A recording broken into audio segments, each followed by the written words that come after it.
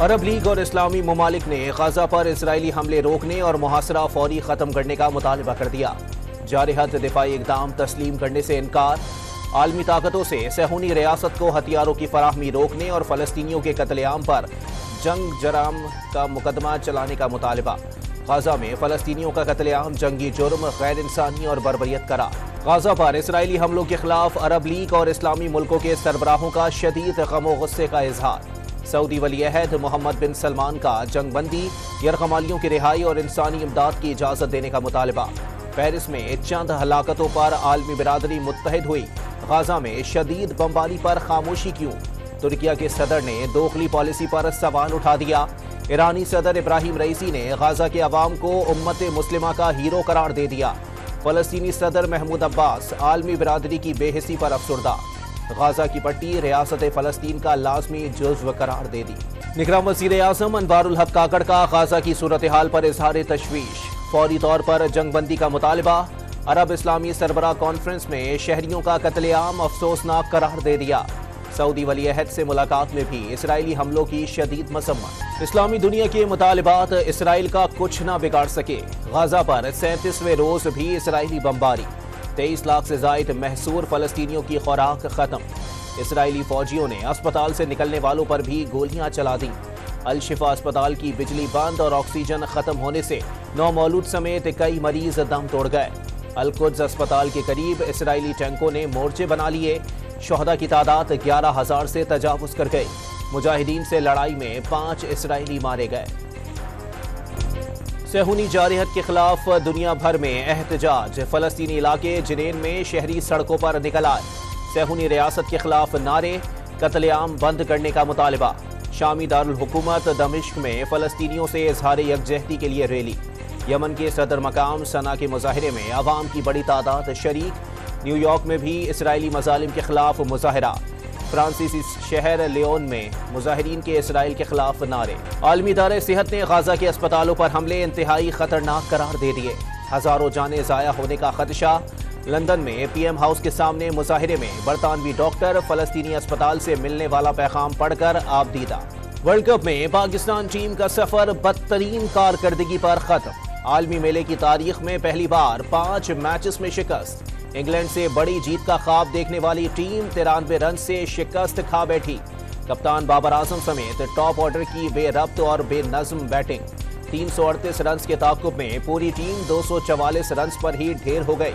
قومی ٹیم کو world cup میں 5ویں پوزیشن بمشکل مل سکی۔ میگا ایونٹ میں پاکستانی بالرز بھی کوئی کمال نہ دکھا سکے۔ حارث رؤوف، حسن علی، شاداب خان، محمد نواز اور اسامہ میر بری طرح ناکام۔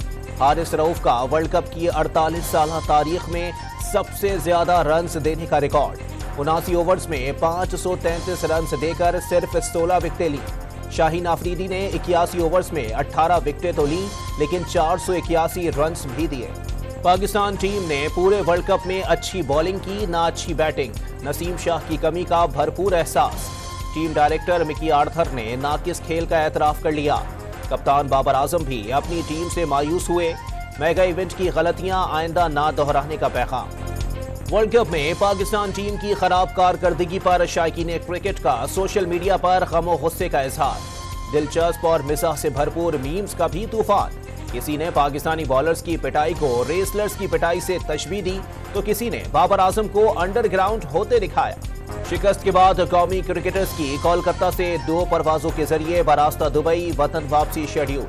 13 نومبر کو سیالکوٹ، اسلام آباد اور لاہور پہنچیں گے۔ حسن علی 22 نومبر تک بھارت میں ہی رکیں گے۔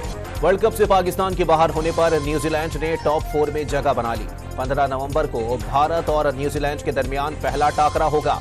دوسرے سیمی فائنل میں آسٹریلیا اور جنوبی افریقہ 16 نومبر کو ٹکرائیں گے۔ اسد عمر بھی پی ٹی آئی چھوڑ گئے، سیاست کو بھی خدا حافظ۔ ریاستی اداروں سے تصادم کی پالیسی سے متفق نہیں۔ سابق وفاقی وزیر کا سوشل میڈیا پر پیغام، ساتھ دینے والوں سے اظہار تشکر۔ سپریم کورٹ میں مردم شماری کے خلاف اپیل سماعت کے لیے مقرر۔ جسٹس اعجاز الحسن کی سربراہی میں 3 رکنی بینچ کل سماعت کرے گا۔ مردم شماری کے خلاف درخواست بلوچستان ہائی کورٹ نے خارج کر دی تھی۔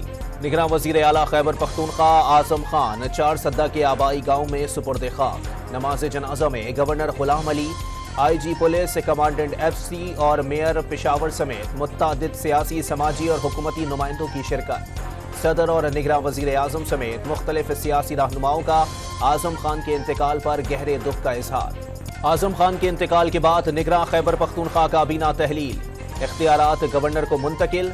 6 रोज में नए वज़ीर आला का तकर्रुर आईनी जरूरत बन गया। सेनेट में अपोजिशन और हुकूमती अरकान की कमेटी फैसला करेगी। इत्तेफाक न होने पर ऐलान इलेक्शन कमीशन करेगा।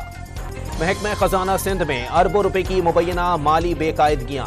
नैब ने ज़िली अकाउंट्स दफातर के 5 मुलाजमीन के खिलाफ तहकीकात शुरू कर दी।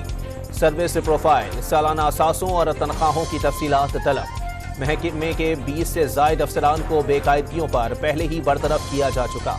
गैर कानूनी तारिकीन वतन की वापसी में तेजी। तोरखम और चमन बॉर्डर से रोजाना औसतन 3,500 से जायद बाशिंदों की वापसी। IG पंजाब का अफसरान को गैर कानूनी बाशिंदों की हर सूरत शनाख्त और वापस भेजने का हुक्म। कराची में सोहराब गोट और इत्तेहाद टाउन में गैर कानूनी तारिकीन वतन के खिलाफ सर्च ऑपरेशन। खवातीन अहलकारों के हमरा पुलिस की घर घर तलाशी। कराची में रवां साल पोलियो का दूसरा केस सामने आ गया। 31 माह के अफगान बच्चे में वायरस की तस्दीक। पोलियो का पहला केस भी अफगान बच्चे में ही सामने आया था। मुजफ्फरगढ़ में 8वीं थल रैली की स्टॉक कैटेगरी का मुआरका मोहम्मद मरवत के नाम। मुकर्ररा फासला 2 घंटे 28 मिनट 50 सेकंड्स में तय कर लिया। जीप रैली के हतमी नताइज का ऐलान इतवार को किया जाएगा। और आज़ाद कश्मीर के दिलकश रंग गिलगित बल्तिस्तान की सकाफत के संग। इस्लामाबाद के लोक विरसा में चारों सूबों के रिवायात की भी झलक। लोक मेले में गुलकारों की आवाज पर शुरका झूमते रहे।